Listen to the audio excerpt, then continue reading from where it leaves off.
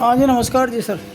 हाँ, कहाँ से? बोबास से। हाँ, बताओ। सर ये क्या कारण है ये रोड न बनने का? कारण कुछ नहीं है, जैसे मैक्सिमम आपका कार्य चालू हो जाएगा, कब से होगा से ये? चालू हो जाएगा। ये नवीनीकरण का ही है? हाँ, सिर्फ नवीनीकरण ही है। ये नवीनीकरण तो इसको उखाड़ करके इतने कितने साधन आते हैं यहाँ से, लोग बाग परेशान है। अब तक चालू इससे नहीं हुआ कि उसके पास 4-5 सड़कें थी। सर ऐसा थोड़ी होता है, तो इसको उधेड़ करके और इसको डाल दी। आने जाने वाले परेशान होते हैं, यहाँ पर खड्डे कर दिए। बरसात में आपको ध्यान है यहाँ पर कितने बसें आती है स्कूल की? हाँ, तो वो सही सही करवा रहे हैं। चालू होगा। मैंने अभी सरपंच साहब को यही तो बोला है कि अच्छा। बिल्कुल चालू हम करवाएंगे। इतने दिन तो चलो भागा दौड़ी चल रही थी, कि काम चालू नहीं होगा ना, तो हाँ हाँ, ठेकेदार ब्लैक लिस्ट हो जाएगा ठीक है मेरी सर। तरफ से। तो यहाँ से बेटा समय दो, वो करेगा काम। ठीक है सर। बिल्कुल। ठीक है, धन्यवाद सर। ठीक।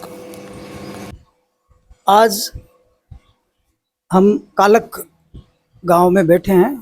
हकीकत चर्चा गांव की चौपाल से ही होती है, और इस पर प्रशासन को और सरकार को ध्यान देना चाहिए। चलो अपन मिलते हैं जिला परिषद सदस्य श्रीमान पेमाराम जी से। ये यहाँ के विकास के बारे में, यहाँ की सड़कों के बारे में, डेयरी के बारे में, और सभी करीब करीब सभी विभागों के बारे में क्या कहते हैं, चलो सुनते हैं। नमस्कार सर। नमस्कार। क्या नाम सर आपका? पेमाराम नाम। आप यहाँ के विकास के बारे में डिटेल में बताएं। आप किस तरीके से विकास हो रहा है, और कौन कौन सी विशेष करके जो समस्याएं हैं, इसके बारे में आप कुछ विस्तार से बताएं इसमें। देखिए, मैं पहली बार सरपंच बना था सन 1980 में। 81 की बाढ़ में काड़क बांध लबालब भर गया था, चादर चली थी। उसमें हमारा पुराना गांव डूब में आ गया था। उसके बाद में हमने इस पूरे गांव को, या काड़क के ही गाठोड़ा नाम है उसका, यहाँ स्थापित नया कालक जिसको बोलते नया हैं। काड़क बनाया। यहाँ सब गांव वालों को 25 बीघा जमीन आबादी में कन्वर्ट करवाई, और इस पूरे गांव को यहाँ बस है। और यहाँ हमारे सभी सुविधाएं, पशु औषधालय खुलवाया, अभी पीएचसी का काम चल रहा है, आयुर्वेदिक हॉस्पिटल का भी स्वीकृति हो गई है, वो भी कार्य चलने वाला है अगले महीने में। और एग्रीकल्चर विभाग के भी कृषि अधिकारी यहाँ बैठते हैं, सुपरवाइजर बैठते हैं। सभी विभागों का हमने मिनी सचिवालय 5 बीघा जमीन में बना रखा है। पटवारी है, गिरदावर है, सभी विभाग है। सीनियर स्कूल चल रही है यहाँ। ये आपने इतना काफी कुछ विकास करवाया, अभी प्रेजेंट में सड़क और ऐसे पानी की व्यवस्था की, इसके बारे में आप क्या कहना चाहेंगे? सड़क हमारी साल भर से, काड़क से बोबास, ये साल भर से टेंडर हुए हैं रिन्यूअल के, नवीनीकरण नवीनीकरण के, जिसका ठेकेदार ने सड़क को उधेड़ के साल भर से वो काम शुरू नहीं कर रहा। बार बार कहने पे यही कहता है। उनके अधिकारी, उच्च अधिकारियों से भी बात करते हैं तो 1-2 दिन में काम शुरू करवा देंगे, 1-2 दिन का आश्वासन देके साल भर हो गया। अभी हालात ये है कि आने जाने वाले पानी, सड़कों खाड़ने से जगह जगह खड्डे हो गए, आने जाने वाले को खतरा हो गया। अभी आईपीएस कितना प्रभावित होता है, और कितने साधन यहाँ से आते हैं? ज्यादातर स्कूल की बच्चों की बसें आती है, और पानी के खड्डों में उनको नजर नहीं आता, और कई बार बस टेढ़ी हो जाती है, कई बार पलट भी। अभी आईपीएस की स्कूल इन खड्डों की वजह से, या उसके ब्रेक फेल हो गए थे खड्डों की वजह से, तो परेशानी है, कई एक्सीडेंट होते हैं। तो ये हमारा तो यही निवेदन है कि सरकार से, हमारे विधायक मंत्री जी से, कि इस कार्य को जल्दी से जल्दी करवाया जाए। संबंधित विभाग को निर्देश देकर इसको समय पे काम करवाए। पानी की व्यवस्था के बारे में आप क्या कहना चाहेंगे? को पानी की व्यवस्था पूर्ण रूप से आपके यहाँ पर? हमारे संतुष्ट है पानी की व्यवस्था। तो इसमें ये बिशलपुर का आता है, या कोई आपके यहाँ पर कोई नहीं, हमारे जेलार हमारे जी और है, टैंक है और बोरिंग है हमारे। बिशुलपुर का तो नाम मात्र का आता तो है, मतलब नाम मात्र का आता है। बाकी के हमारे लोकल बोरिंग है, उनसे पानी की सप्लाई है। और औरों की बजाय तो हमारी बेटर है। दूसरे गांवों की देखते हैं ना, सुनते हैं ना, तो उससे तो हमारे गांव की बेटर व्यवस्था है। और कुछ यहाँ पर आप जो कुछ जैसे कोई सैंक्शन हुआ हो और सरकार अब तक भी ध्यान नहीं दे रही हो, इसके बारे में कुछ आप बताएंगे? अब सरकार से तो हमारा एक ही निवेदन है कि हमारे सीनियर स्कूल है, उसमें एक ही सब्जेक्ट है कई सालों से। तो हमारा तो शिक्षा मंत्री जी से, हमारे स्थानीय मंत्री जी से एक ही निवेदन है कि यहाँ मल्टी फैकल्टी साइंस भी खोली जाए और एग्रीकल्चर विषय भी खोले जाए, जिससे कि बच्चे और बच्चियों की पढ़ाई यहाँ स्थानीय स्तर पर हो जाए।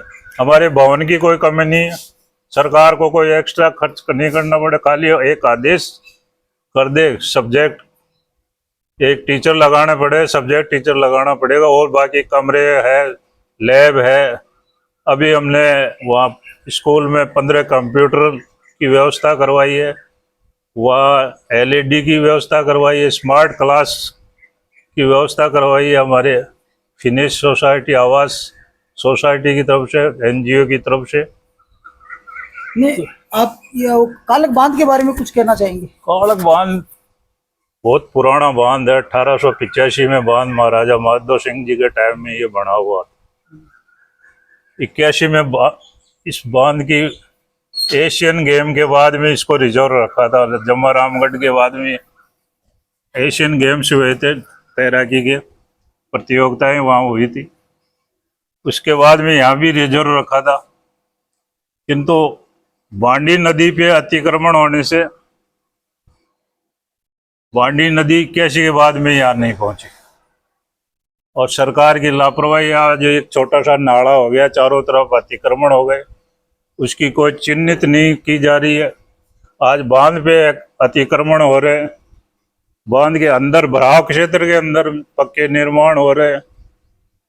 तो अब ये सरकार देख नहीं रही है। हम आवाज तो हम उठाते हैं, पर कार्रवाई अभी तक जीरो है। कार्रवाई अभी तक जीरो है। तो यहाँ पर इसमें कालक बांध में पानी के बारे में देखिए, ये सीवरेज का पानी आ रहा है अभी, तो जो एसटीपी प्लांट लगा हुआ है गजादरपुरा में, उससे ट्रीट होके आता है। अब उसमें कई बार ठेके पे है तो कर्मचारी लापरवाही कर जाते हैं, वो बिना ट्रीटेड सीधा ही पानी को छोड़ जिससे देते हैं। काफी बदबू वगैरह भी बदबू आती है। का कारण ही वही है कि वो अधूरा ट्रीटमेंट करके बाहर निकालते हैं। तो इसके बारे में तो आप लोगों इसके ने लिए कभी हमने वगैरह शिकायत पहले भी की थी, आवाज उठाई थी भाई, उनको चेक किया जाए। जेडीए का अंडर में है वो, जेडीए वाले अधिकारियों को हमने कलेक्टर साहब को भी निवेदन किया था। अब वो कहते तो हैं पर वो होता नहीं है। आप जमीन पर काम उतना हाँ, धरातल पे नहीं आ रहा। हाँ, तब तक ये हो गया। मैं अजीत सिंह खंगारोत, और मेरे पूर्वज कालक के जगीरदार थे। सतनु साहब के साथ पहले पंचायत समिति मेंबर था मैं, जब सांबर हुआ करती थी। विरोध है, अगर ये सड़क बन जाती है तो मैं समझता हूँ कि कालक ही नहीं, आसपास के कम से कम 20 तहसील को फायदा होगा। फायदा भी और एक टूरिस्ट स्थान के टूरिस्ट स्थान भी बनेगा। और पानी के लिए जो सतनु साहब ने बताया सही है, यमुना नदी से यहाँ पानी आता है, शुद्ध पानी आता है, तो मैं समझता हूँ एक अच्छी बात रहेगी। और ये जो जबरदस्ती अवैध कब्जे हो रहे हैं, जिसको पानी को रोका जा रहा है, वो भी हटे और शुद्ध पानी आकर वापस कालक में वही रौनक हो। तो ये जरूरी भी है कि इस बंदे की तरफ ध्यान दिया जाए और अवैध कब्जों को हटाकर और यमुना नदी का पानी लाकर इसमें छोड़ा जाए। यमुना नदी का पानी यहाँ पर छोड़ा जाए, ये हकीकत जो समस्याएं हैं ये ग्रामीण चौपाल में ही पता चलती है। मैं कालक का हूँ और मेरा नाम भवन लाल जाखड़ है।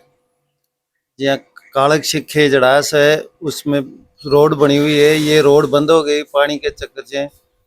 तो अब कालक से बुखरगी डैनी होती हुई बसें जाती है, 10 बसें। तो एक खड्डे, ये रोड खराब होने से इसकी कोई प्रशासन सुनता ही नहीं है। करोड़ी जी ने काफी उठाया था, आज करोड़ी जी शांत है, सरकार में आते ही विपक्ष में रहते ही हमारे बीच में आंदोलन करते थे, आज वो शांत है। तो ये है कि अतिक्रमण के लिए सरकार कि अधिकारी कुछ करे, रिपोर्ट बनाए तो ये अतिक्रमण हट सकते हैं। आज इस चौपाल में इतना ही। आगे फिर मिलेंगे। एसपी न्यूज़ से शंकर लाल बधान।